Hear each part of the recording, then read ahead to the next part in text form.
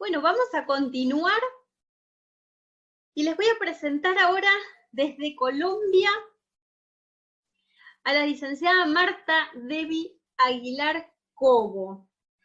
Marta es economista especializada en finanzas de la Universidad Jorge Tadeo Lozano de Colombia. Es especialista en mercadeo estratégico global de la Universidad de Santiago de Cali. Es coach ontológico con maestría en desarrollo y liderazgo por la Universidad de Villanueva, España. También es locutora y productora de radio y televisión y la actual coordinadora de la Red Nacional de Mujeres Comunales de Colombia.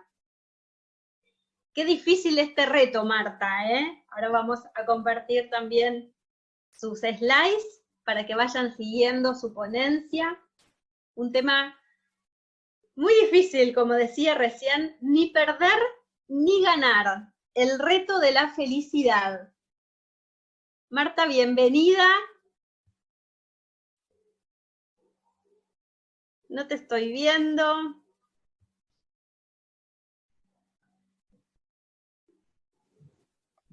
Ahora sí. Ahora sí, ahí abro tu Power. Así podemos compartir. Valeria, muchísimas gracias. Un saludo muy especial para todas las personas participantes. Como dijo Valeria, mi nombre es Marta Debbie Aguilar.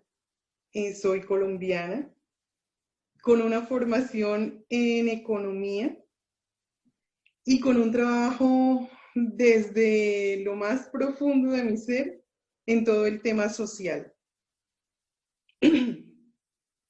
En la charla que quiero compartir con ustedes hoy, la denominé, la llamé Ni perder ni ganar, el reto de la felicidad.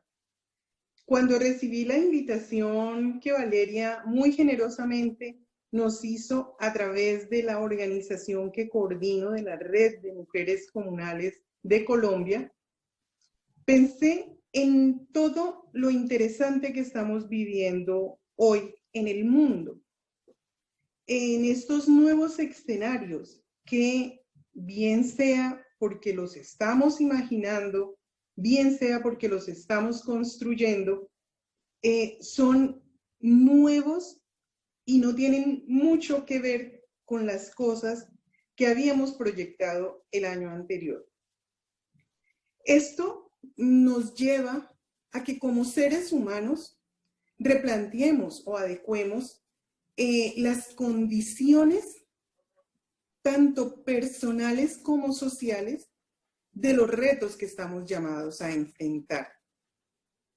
Siento que tenemos muchas oportunidades, que vamos y estamos revisando algunas de las situaciones que tradicionalmente venimos enfrentando, venimos desarrollando en nuestro diario vivir y lo hacemos casi que por inercia o por fuerza de la costumbre. En medio de todo esto, encontramos algo que nos llama la atención a todos, y es todos, sin importar la condición social, étnica, etaria, nada, estamos en un nivel de incertidumbre porque no hay nada cierto, no hay nada escrito, validado frente a la pandemia. Pero como sociedad, ¿qué estamos haciendo y qué somos? Y en medio de esta incertidumbre, ¿dónde queda el papel de la felicidad? Que es lo que los seres humanos tanto buscamos, tanto perseguimos, y cuando lo alcanzamos, volvemos a empezar otra vez la carrera para buscar un nivel más alto de felicidad. Y entonces nos preguntamos, ¿estamos ganando o estamos perdiendo? Pero, ¿qué ganamos o qué perdemos? ¿En qué contexto está el tema de ganar o perder? ¿En qué momento estamos mirando el significado de lo que es el ganar y el perder? Y nos enfrentamos a conclusiones personales como muchas cosas en la vida, donde tenemos unos niveles de enseñanza tradicional, pero esos niveles de enseñanza o pautas de crianza solamente nos llevan a condicionarnos con modelos que denominamos paradigmas. Y en esos paradigmas encontramos que nos clasifican el perder como algo malo y el ganar como algo bueno, y nos encasillan allí. Y entonces, ¿cómo reaccionamos nosotros ante los retos que día a día enfrentamos?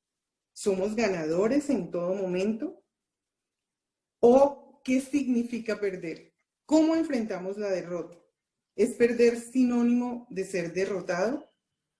Y empezamos nosotros a avanzar y a pensar que debemos replantear nuestro significado.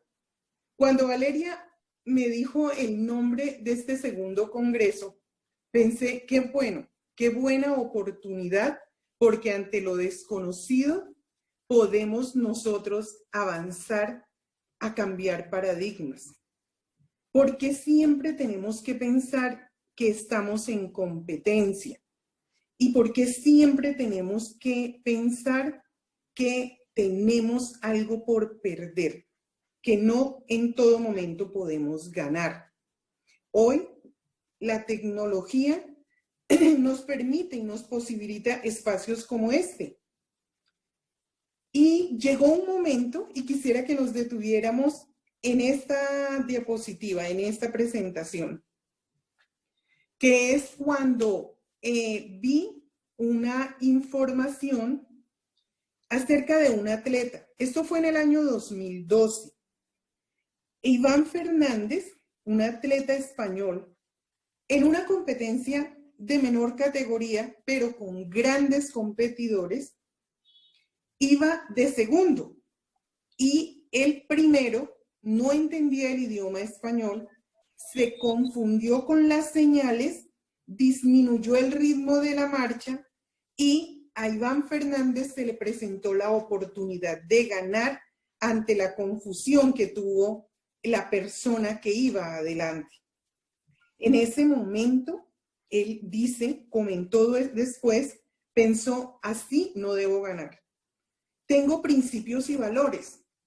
Entonces, lo único que hizo fue disminuir su tren de marcha y esperar que la persona que iba adelante y que se había confundido ganara, que esta persona fuera al primer lugar. Y allí él deja una enseñanza muy grande.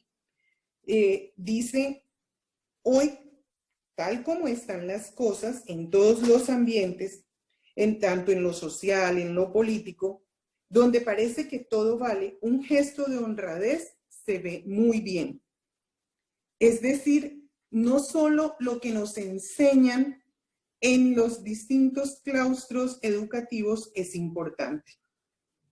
Es importante también los principios y los valores.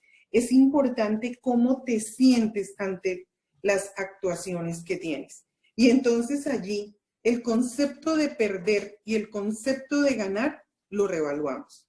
Y la invitación es esta, a que realmente podamos mirar, tener una nueva visión de lo que es el concepto de perder. Porque realmente perdemos en la vida. Cuando no obtenemos algo que buscamos, ¿por qué no reevaluamos nuestra mirada? Siguiente presentación, Valeria, por favor. Y nos preguntamos qué es ganar y qué es perder. Como ustedes pueden observar, para unas personas es 9, para otras es 6, y las dos tienen razón. Entonces, si las dos tienen razón, ninguna pierde, las dos ganan. Y frente a eso, ¿qué decimos? ¿Cómo nos sentimos cuando los dos ganan? Porque usualmente nunca sentimos que los dos perdemos, porque siempre hay un aprendizaje. siempre nos queda una posibilidad de reevaluación de nuestros procesos internos. Y el llamado es ese, a mirarnos nuevamente, a sentir, a expresar lo que sentimos, pero sin el juicio y sin el juzgarnos, sin el estar conectados desde lo negativo. Es más desde una energía que te potencie, que te ayude y que te permita mirar los errores simplemente como algo que se soluciona y luego puedes alcanzar todo aquello que deseas o la gran parte de aquello que deseas. Porque también debemos ser realistas y no siempre vamos a obtener todo lo que deseamos. Pero en ese proceso de sentir, de estudiar y de avanzar, podemos disfrutar, debemos disfrutar, debemos aprender y el aprendizaje siempre será una ganancia. En algún momento leía de Steve Jobs, un hombre tan admirado y que sentíamos que se fue muy temprano por todas las cosas que nos dejó, todas las innovaciones tecnológicas que le aportó al mundo. Y él decía, no importa lo que aprendas, siempre más adelante, así hoy no le veas la relevancia, en el mañana eso será importante y te aportará a tu vida. Y esos aportes a la vida son los que nos permitirán tener una nueva óptica, tener nuevos paradigmas. Porque la invitación hoy podría ser, modifiquemos el paradigma. ¿Por qué tenemos que sentirnos perdedores o sentirnos solamente ganadores cuando tenemos al frente la derrota de alguien? Podemos ganar ganando todos. Y quiero contarles en este punto parte de la experiencia de nuestro trabajo.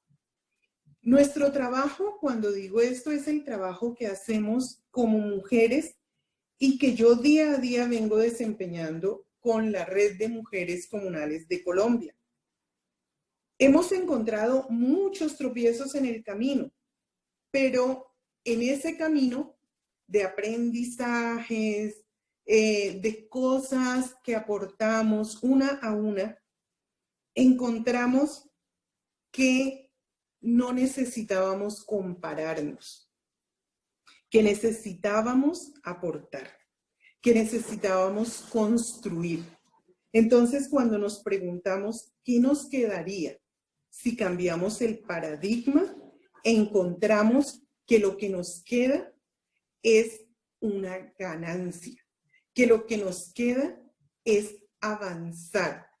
Y algo muy importante, que nos queda una interrelación muy interesante entre la educación, la comunicación y nuestra sociedad. Es decir, mi yo fortalecido, empoderado, porque ya no me va a interesar el que los demás piensen que soy un perdedor, porque yo no me voy a sentir perdedora, porque ya sé que no perdí, simplemente fue un proceso donde cometí alguna falla y esa falla la debo rediseñar, debo revisar mi proceso y esa revisión debe ser con objetividad, pero sin el látigo que me fustigo y que me hace sentir mal. No, simplemente eso nos lleva a algo que aprendí en mi formación como coach. Y fue un ejemplo que quiero traerles a ustedes. En la formación como coach me hablaban de un puntito en una caja. Y yo decía, no entiendo. Yo soy una persona adulta, tengo una carrera de pregrado, lo cual significa que ya 11 años de mi vida los pasé estudiando como formación básica. Y tengo también una especialización. Entonces, ¿por qué yo soy un puntito? Y empecé a ver cuántas cosas desconocemos los seres humanos. Nosotros aprendemos y aprendemos, pero es mucho lo que desconocemos. Es decir, Ante el universo de conocimiento, somos ese puntito. Y ese puntito es algo que nos ayuda a avanzar para cada vez aprender más. Y nos lleva a una pregunta muy grande, ¿qué es la felicidad? ¿Cuándo nos sentimos felices? Cuando alcanzamos realmente y solamente el objetivo que nos planteamos, o la felicidad puede ser nuestra compañera en todo momento. Y allí tengo otra anécdota para comentarles. Hace muy poco en Colombia, y quisiera que nos detuviéramos allí en la presentación, una mujer muy joven, Daniela, fue señorita Colombia, es decir, ella se propuso como mujer demostrar que la belleza era interior y exterior y que tenía mucho valor para las mujeres avanzar en los concursos de belleza. Daniela llegó a ser señorita Colombia, hizo una gran representación y el pueblo, la gente, la comunidad, él le brindó su apoyo y le brindó mucho cariño en todas las visitas que hacía a los diferentes lugares del país. Hoy Daniela tiene 30 años, es decir, hace casi 10 años que fue señorita Colombia, y se le presentó una enfermedad. Y esa enfermedad aparentemente leve en su estómago terminó con una cirugía hace menos de un mes, y en esa cirugía Daniela perdió de la rodilla hacia abajo. ¿Le habían dicho el pie? No, finalmente perdió parte de su pierna. Y lo primero que Daniela dijo cuando salió a redes sociales fue, ¿pies? ¿Para qué? ¿Para qué los quiero si tengo alas para volar? Y allí reafirmó lo que pensamos desde la red de mujeres y que motivó la charla que estoy compartiendo con ustedes hoy. No perdemos. Aparentemente pensaríamos desde el paradigma, Daniela perdió su pie. Ah, sí, ganó las alas, pero perdió su pie. No, Daniela evolucionó. Daniela siguió y Daniela pensó más allá del paradigma. Nunca se sintió perdedora. Siempre se sintió ganadora. Daniela siempre pensó que el hecho de dejar a un lado parte de su cuerpo no la hacía una perdedora. Y es allí donde es muy importante el tema de la comunicación, del conocimiento que es infinito y de cómo nos comunicamos y cómo le llevamos nuestros mensajes a los demás. Hoy por hoy hablamos de una escucha activa, de una comunicación asertiva. Pero ¿qué es lo importante allí? Lo importante es lo proactivo que podamos ser. Lo importante es que no juzguemos a los demás y que tengamos muy presentes que sin importar nuestra edad, nunca terminamos de aprender. Que siempre, más allá de cualquier circunstancia en la vida, somos ganadores. Que somos parte del largo e interminable proceso de aprendizaje de la vida. Y si somos parte de ese proceso de aprendizaje de la vida, porque estamos llevándole en nuestro entorno, a la gente que está a nuestro lado, algo que hemos ya interiorizado, algo que nos empodera cada día más como seres humanos, pues eso nos lleva a la felicidad. Eso nos lleva a sentir que la formación como proceso permanente no tiene fin. Siguiente, por favor. Que dependerá de ti, de cada uno de los que están presentes, de cada uno de los que está escuchando este mensaje, tener una mirada introspectiva para reformar la vida. Que esa renovación que planteo sea desde lo positivo. Muchísimas gracias.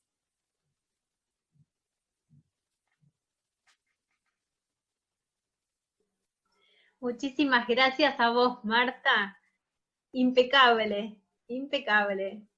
Qué lindo esto de perder o ganar, los ejemplos de vida reales que nos has traído, ¿verdad? Pues quise compartirles esto porque no sé si hay alguna pregunta, no estoy mirando el chat, pero es que es algo que se convierte en una filosofía de vida cuando entras y conoces lo que es el coaching ontológico, cuando conoces personas maravillosas y especiales, como las mujeres que trabajan conmigo en la red. Mujeres que, por ejemplo, una de ellas, y quiero hacer la mención muy especial que me lo pidió, desde lo que nosotras llamamos el campo o el área rural, tienen filosofías de vida que te enseñan, que te ayudan a crecer, y ese crecimiento es exponencial. Marta, el doctor Ricardo Oropesa, que va a ser uno de nuestros ponentes el día de mañana, nos dice, todo momento de dificultad es un punto de partida al aprendizaje y la superación personal. Totalmente de acuerdo. La verdad que excelentes palabras. Después, bueno, también quería traer unas palabras que nos había dejado Cecilia, que decía, felicidades, incorporamos otros recursos, la anécdota, la metáfora, la magia, la introspección, la autorreferencia, y yo agrego los refranes. Tuve lindas experiencias, sobre todo en el marco de la educación popular, la ruralidad, que esos principios y valores se transmiten con sabiduría con dichos refranes. Gracias por la oportunidad y bueno, te felicita por la ponencia y bueno, la verdad que ha sido un lindo encuentro, está bueno poder entrelazarnos entre todos los pueblos y poder encontrar estos lugares donde poder vincularnos y hablarnos de manera directa, de manera afectuosa, seguir aprendiendo, incorporando distinciones y ojalá también todo esto sirva para aportar post pandemia, ¿no? Porque tenemos que pensar y repensarnos en sociedad, esperando también que nos convoquen a un pueblo que piense más colectivamente, de manera más resiliente, que dejemos de lado el individualismo, donde se van a confrontar el individualismo y el colectivismo, la economía y la solidaridad, la virtualidad y la presencialidad. Y es por eso que en esta actividad, que es de manera virtual, tratamos de darle una cuestión de presencialidad donde podamos comunicarnos entre todos y por eso también esto de habilitar los micrófonos para que cada uno pueda hacer extensiva su palabra, bueno, aporta y enriquece mucho a el brillante aporte de cada uno de los ponentes y hacer de esta experiencia mucho más enriquecedora porque todos somos parte de este segundo congreso, tanto los ponentes, las personas que estuvimos organizando y sobre todo cada una de esas personas que desde el comienzo del día de hoy ya empezaron a participar, que van a continuar mañana, el pasado y en las futuras actividades. Bueno, muchísimas gracias por la oportunidad a Insider Argentina, a Valeria y a todas las personas que estuvieron aquí acompañándome. Un abrazo enorme y yo sigo escuchando. Ha sido una jornada muy bonita, muy interesante y bueno, gracias. Muchísimas gracias a todas y todos. Gracias a vos, Marta, por tu participación y calidez.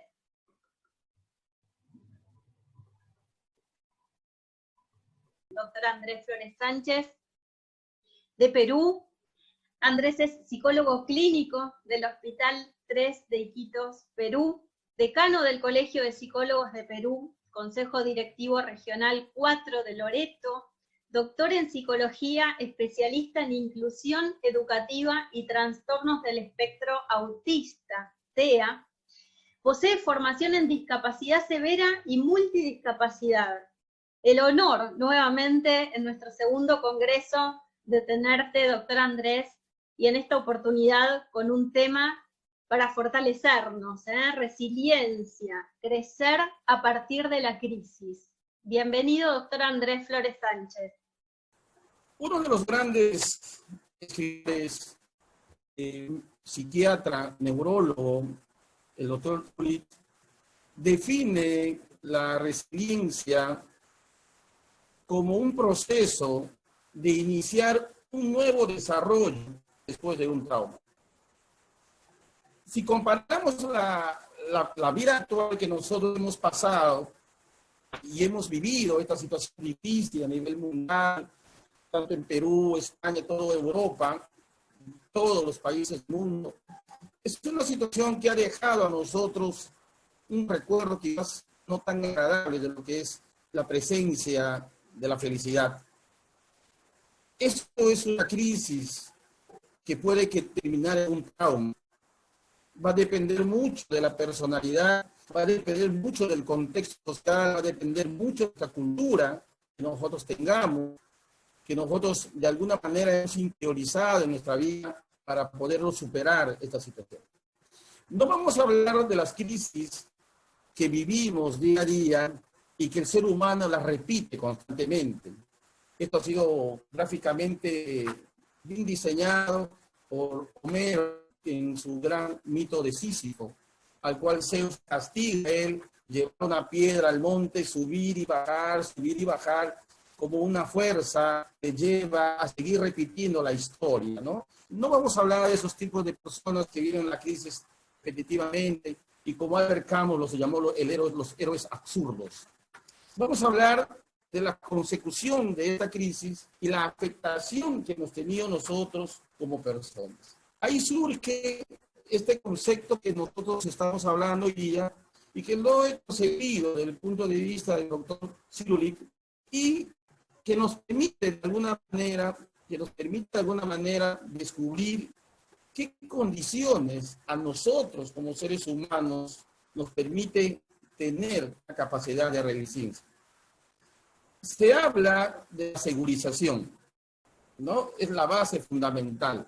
La base fundamental tiene que ver con la relación existente entre la madre y el niño. Quizás hablan de anterior, antes del nacimiento, donde que se va a producir algunas improntas, el buen imprinting que le podemos dar y la seguridad que podemos brindar al ser humano.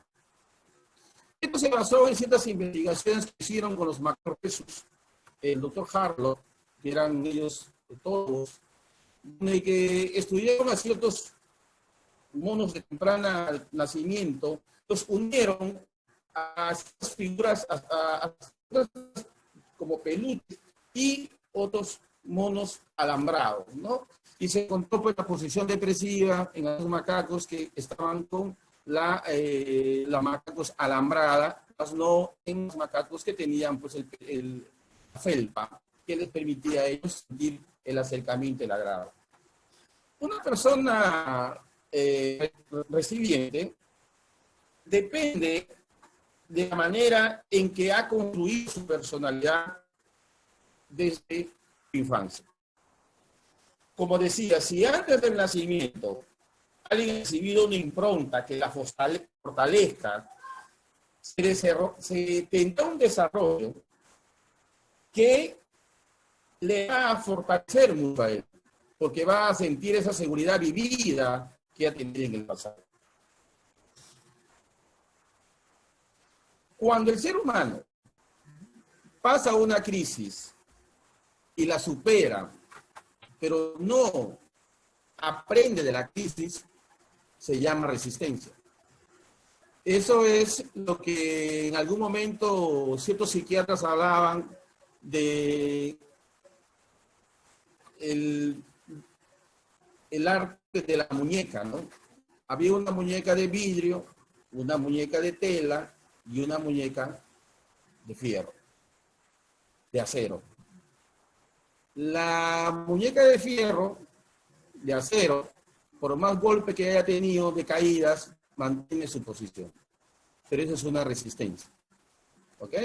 La de vidrio, lógicamente, se desestructura, se rompe y requiere, pues, un sano sacrificio para poder recuperarlo, ¿no? Pero queda la huella marcada. La de tela, de alguna manera, se cae, pero sufre ciertas deformaciones que a la larga puede recuperarse. En resiliencia no hablamos de resistencia. En resiliencia hablamos de un aprendizaje después de una crisis, que nos ayuda de alguna manera a madurar, a sentir, a ver el mundo de otra manera. Es decir, depende un poco de la persona y mucho de su entorno antes del trauma y de su entorno después del trauma. Es importante conocer esto porque cada uno conoce sus experiencias y tenemos que saber nosotros que la resiliencia no es una técnica, yo lo llamaría es una experiencia que nos ayuda a vivir, a aprender, ¿no? Como lo escribió Javier Castillo Coloma en su libro El valor del sufrimiento, ¿no? Que nos permite ese sufrir, darle un valor para un aprendizaje nuevo, ¿no? Personas muy importantes, psiquiatras que han vivido, el mismo Cirulich ha vivido a partir de los 6 años el drama del holocausto alemán en la Segunda Guerra Mundial. También Víctor Frank, que es uno de los iniciadores de la psiquiatría existencialista, he escrito muchos libros, ¿no? Por ejemplo, El hombre doliente, La presencia ignorada de Dios. Entonces, esto va a ayudarnos, que ellos han sido ya personas resilientes, que han vivido, han sufrido todo un trauma, que han perdido a sus padres, han perdido a su familia, han perdido a todo. Sin embargo, ellos han iniciado este proceso de creatividad y han escrito libros, muchos libros, han formado escuelas psicológicas. Voy a hacer una comparación basada en un enfoque de la cita de Bain Steindl. Nos habla de que para ir desarrollando la resiliencia es como una casa, ¿no? Primero tenemos que ver las necesidades físicas básicas, las necesidades materiales elementales, como son la alimentación, la atención básica de la salud. Tenemos que ver también los materiales de construcción, y esto se compara con lo que nosotros tenemos en nuestra cultura, ¿no? Las metáforas, los mitos, los cuentos de hadas, las imágenes, los símbolos, la música, el baile, las costumbres, la comida. Todo eso constituye, pues, nuestra cultura. Y eso es base importante de la casita de la resiliencia. Los cimientos están las relaciones más o menos informales que tenemos nosotros. Tenemos la familia, tenemos los colegas, tenemos el vecindario, tenemos las amistades, que son los cimientos. Y en el primer piso se halla nuestro sentido de la vida. Lo que da orientación a nuestra vida. La capacidad de proyectarnos en el futuro, ¿no? La capacidad de planificar, la capacidad de fijar objetivos. En el segundo piso tenemos 3 situaciones. La autoestima, que es la capacidad de amarnos, que es la capacidad de autoconceptualizarnos de manera positiva, fortaleciendo nuestro ego de esta manera. Tenemos las competencias, nuestras actitudes, nuestro éxito social, nuestra autonomía, nuestra perspectiva de futuro, ¿no? Nuestras habilidades cognitivas para resolver problemas. 3, tenemos las estrategias adaptativas positivas, que está basado, como lo dice Cirulich, del humor, ¿no? Inclusive se ha escrito libros sobre el sentido del humor en la resiliencia, ¿no? Y en el martillo se encuentran otros tipos de experiencias, como lo llaman ellos, por ejemplo, el amor, los sentimientos básicos importantes.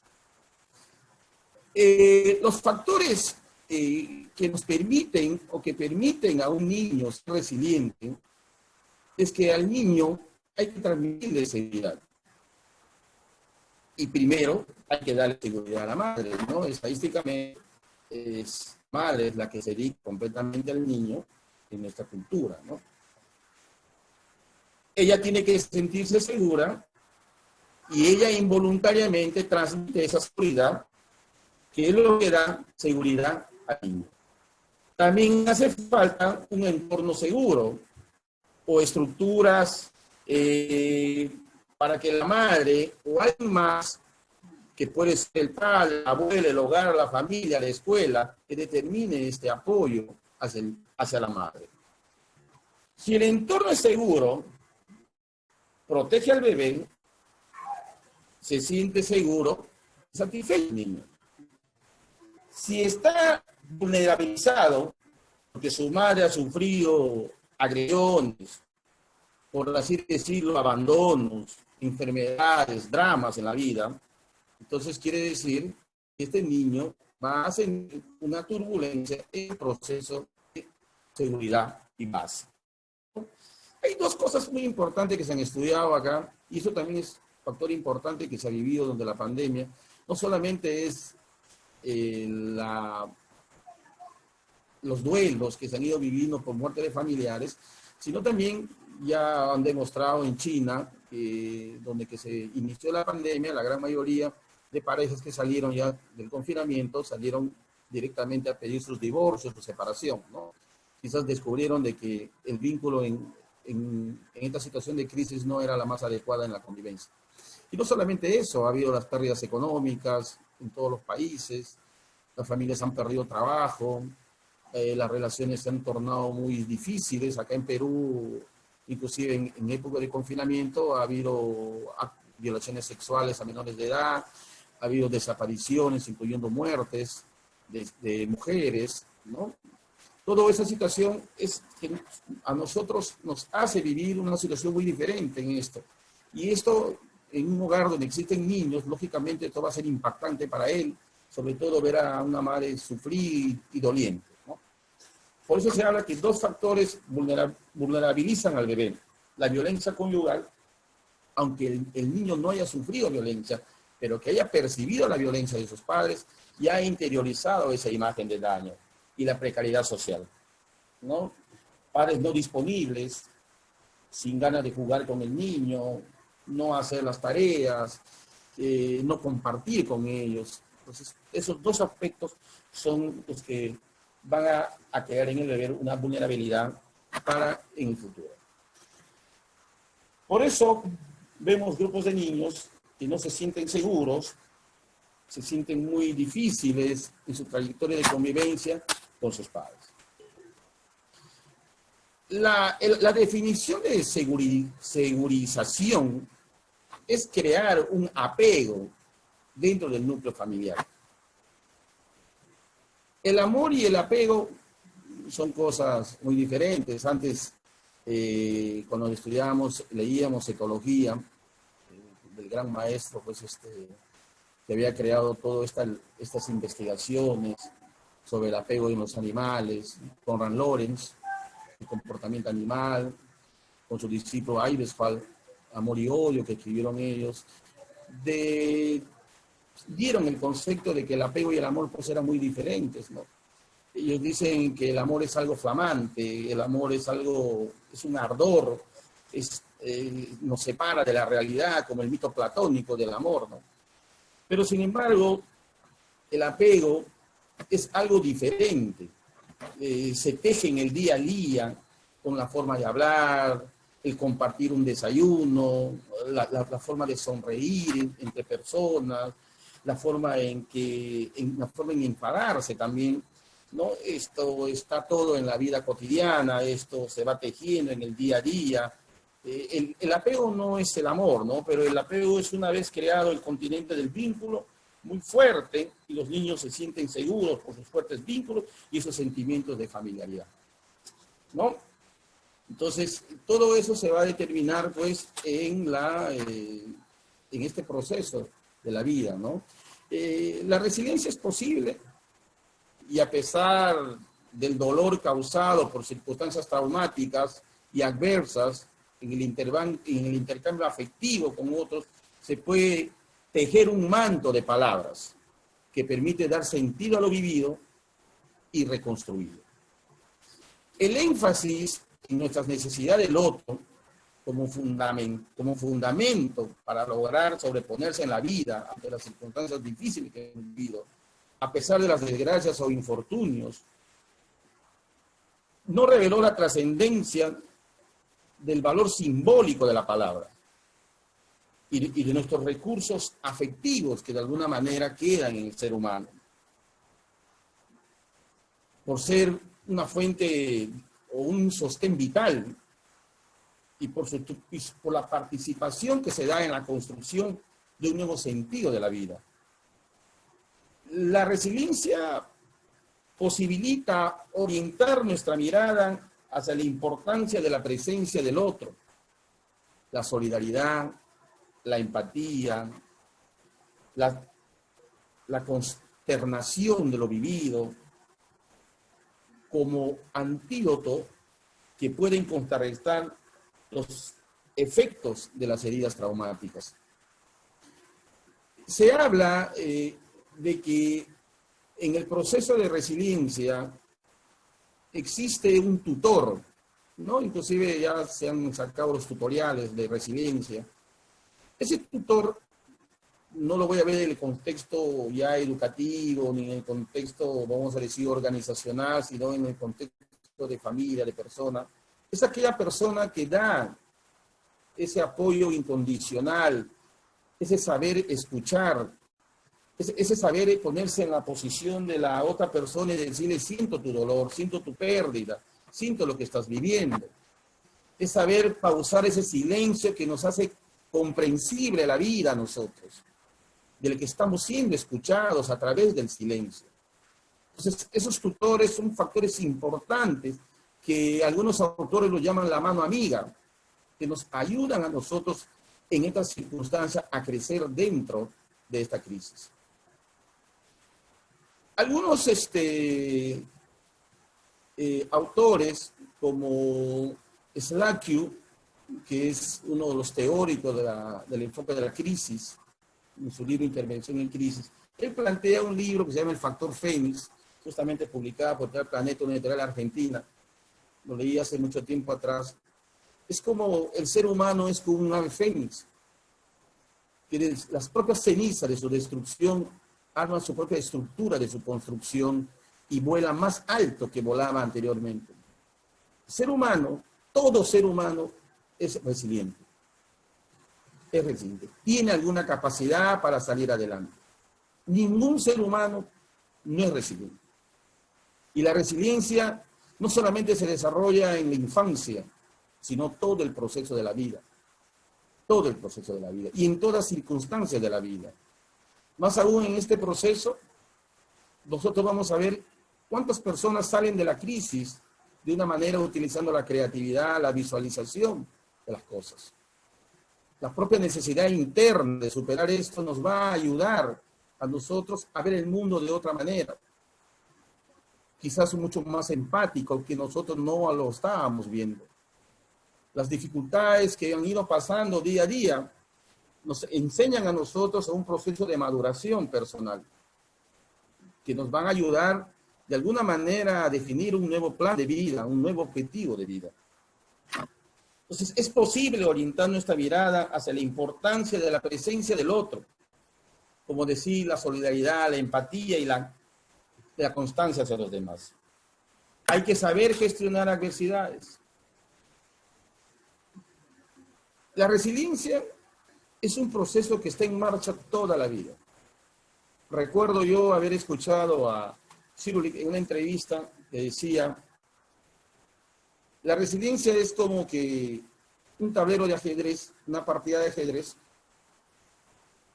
donde que se supone el enfoque dice, el que saca, el que hace la primera salida, gana. Pero la partida no termina ahí. La partida termina cuando jaque mate al rey. Y no sabemos quién hará eso. Es muy posible que esto, la resiliencia no solamente se deba a un desarrollo en la infancia, es una base fundamental, pero no necesariamente implica esto de que no nos permitiera ser resiliente en la etapa adulta. Cuando nosotros queremos desarrollar resiliencia, un aspecto que tenemos que tomar importante es no debemos quedarnos solos. Cuando sufrimos un trauma o estamos con estado de tristeza, nosotros nos hacemos un ovillo ¿no? Nos mordemos los dientes, nos encerramos, nos hacemos un ovillo de telar. Esto agrava al ser humano, porque solo nos hace pensar en la herida y esto se agrava muy grandemente.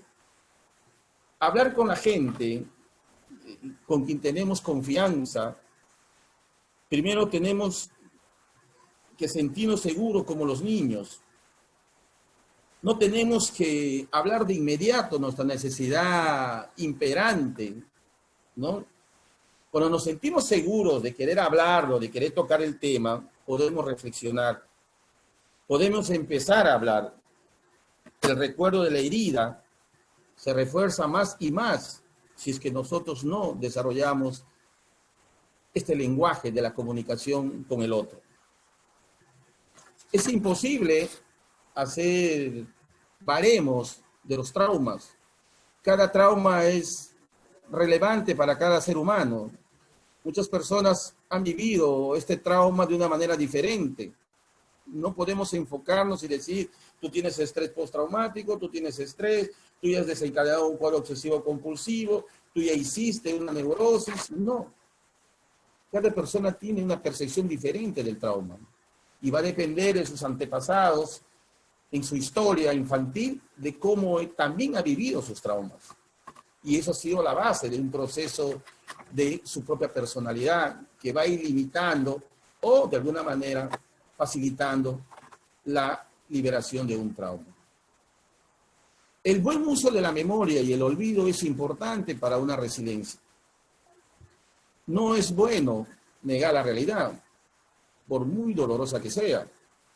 Nos enfrentaríamos ante un mal uso del olvido y una adaptación poco afectiva, ¿no? Para activar la resiliencia es necesario hacer un buen uso del olvido y de la memoria. Es necesario olvidar aquellos recuerdos más dolorosos para ahorrarlos aquellos pasajes que llegarán a ser un impedimento permanente para relacionarnos y seleccionar aquellos elementos de la experiencia traumática que persisten y que nos permitan aprender o avanzar. Es necesario recordar y entender el pasado para no volverlo a reproducir. Si no entramos en que los psicoanalistas llamaban la necesidad compulsiva de regresionar, de repetirlo, ¿no? La repetición compulsiva de los eventos vividos, que nos tiene anclado en nuestro inconsciente de vivir lo que ya hemos vivido permanente y constantemente. Lo que algunos psicoanalistas lo llamaron la neurosis de destino, de seguir repitiendo nuestras experiencias pasadas. Hablar del pasado sirve para evitar que se repita una vez más. Eso es importante conocer. El recuerdo resiliente no consiste en hacer volver el sufrimiento pasado. Más bien al contrario, consiste en transformarle, en hacer algo de él. Y eso significa el crecimiento. Lo esencial no es hacer memoria, sino saber qué recordar y con qué finalidad.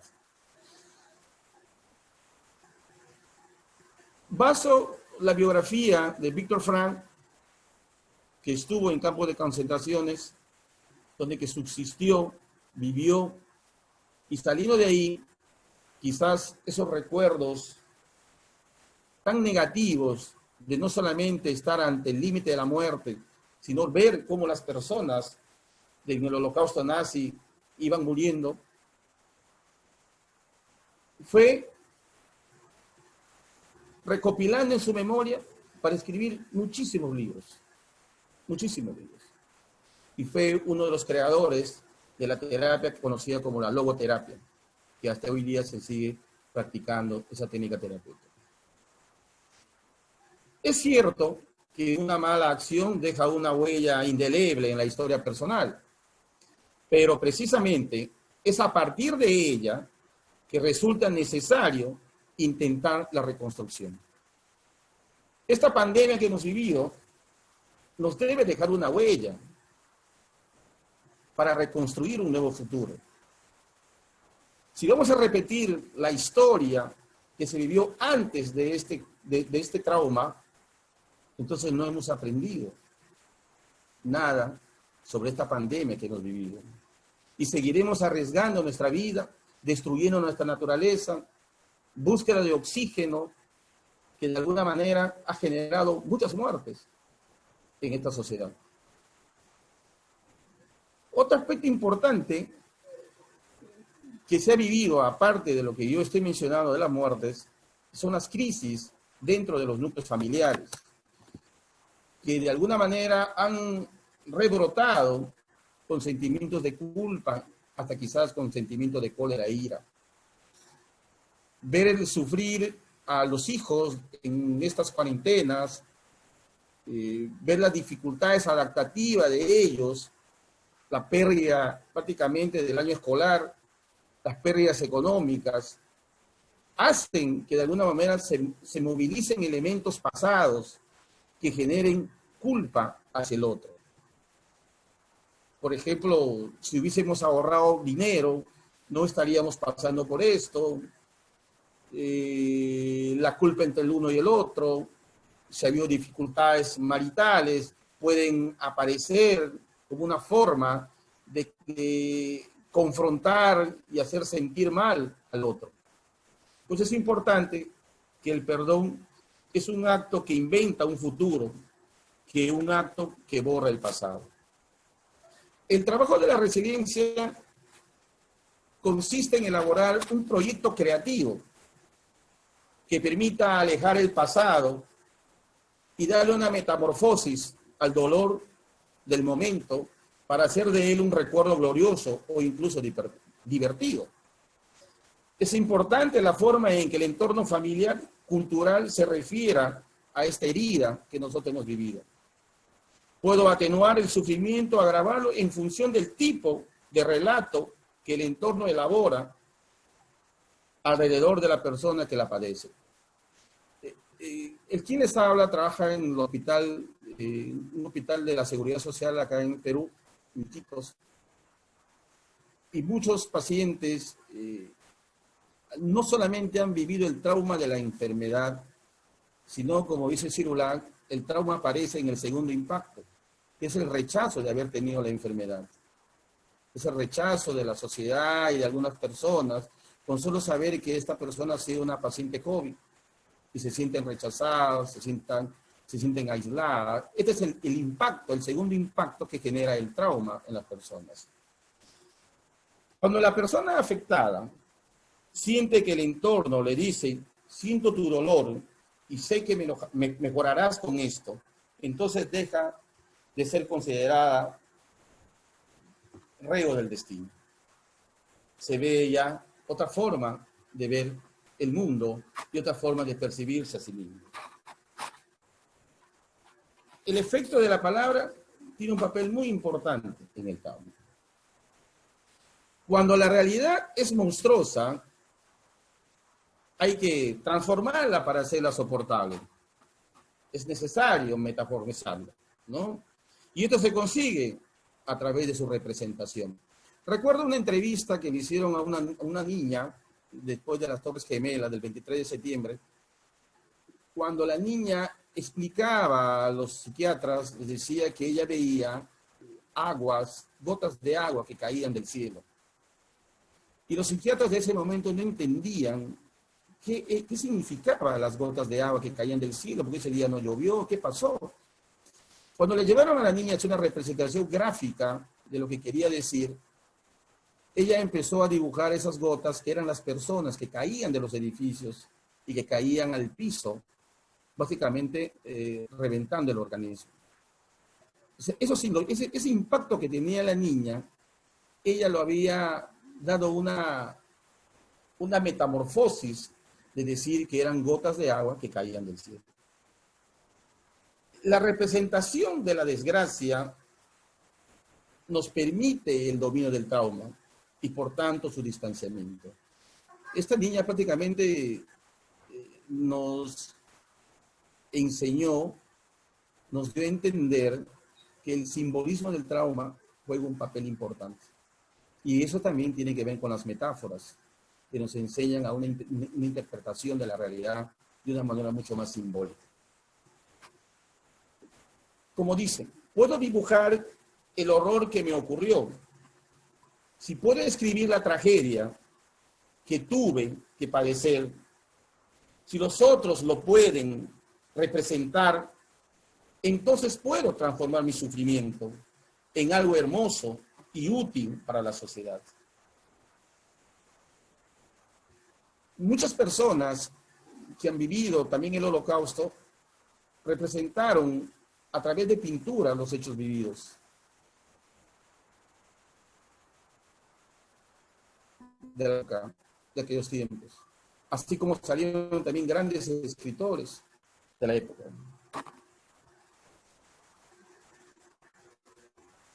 El área principal para afrontar la adversidad es la fantasía.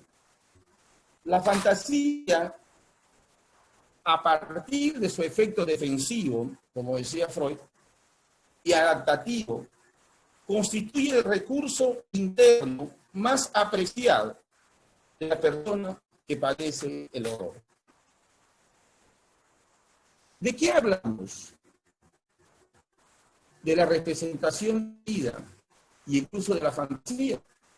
Es a través, mediante la palabra, el arte, la acción, el compromiso social y el humor.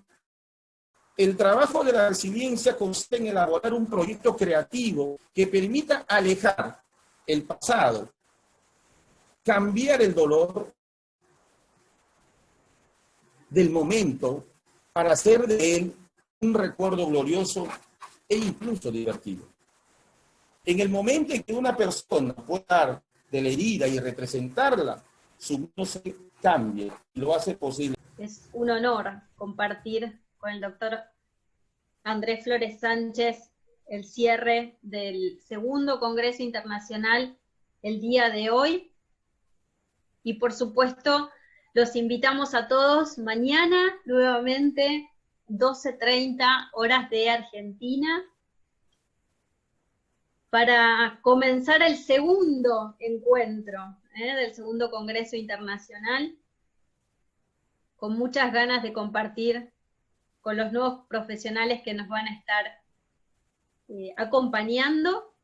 Así que muchas gracias a todos los que se pudieron quedar hasta el último encuentro del día de hoy.